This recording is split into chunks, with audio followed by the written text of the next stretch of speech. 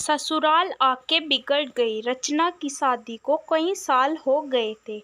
सब बढ़िया था। छोटी बहू होते हुए भी वो बड़ी का हर फर्ज निभाती थी, क्योंकि बड़ी बहू तो आते ही अलग हो गई थी। रचना के सास ससुर को हर काम के लिए रचना ही याद आती थी, फिर भी उसकी बुराई करना नहीं छोड़ते थे। और सबसे बड़ी बात, बुराई भी अक्सर उसके ही परिवार वालों से करते थे, जो रचना को बचपन से जानते थे, या फिर रचना की सहेलियों से, या खुद के मायके वालों से।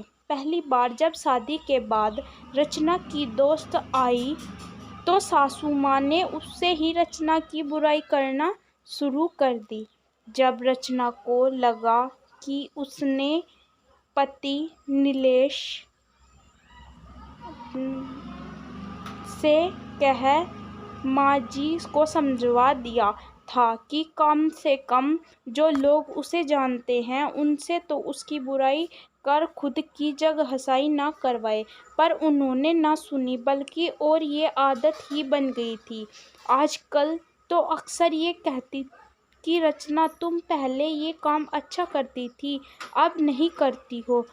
फिर भले ही वो कोई भी काम हो। रचना की बुआ उसके ससुराल आई थी, तब सासू माँ की किटी पार्टी भी थी।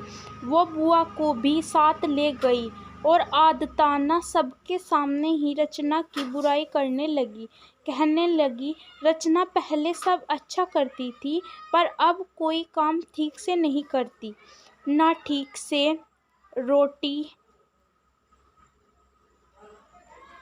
बनाती है, ना सब्जी, ना अच्छे से कपड़े पहनती है, और ना ही बच्चों का ख्याल रखता है। वो और कुछ बोलती इससे पहले ही रचना की बुआ बोल पड़ी, लगता है ससुराल में आकर बिगड़ गई है, क्योंकि हमारे घर की तो वो बड़ी बेटी है और सारा घर और ऑफिस दोनों अच्छे से संभालती थी, और बड़ों से लेकर बच्चों तक सभी का ख्याल भी रखती थी।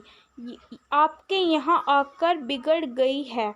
ऐसा कीजिए, महीने 2 महीने जमाई सास के साथ उसे मायके भेज दीजिए, हम सुधार कर भेज देंगे। अब रचना की सासू माँ का मुंह देखने लायक था। उन्हें बोलने के लिए शब्द नहीं मिल रहे थे, तो बस फिर उठकर चली गई, ये कहकर कि आती हूँ, जरा कोई बुला रहा है। और रचना की बुआ जी सब मुस्कुरा रही थी। अगर आपको हमारी वीडियो अच्छी लगी तो वीडियो को लाइक एंड चैनल को सब्सक्राइब ज़रूर करें।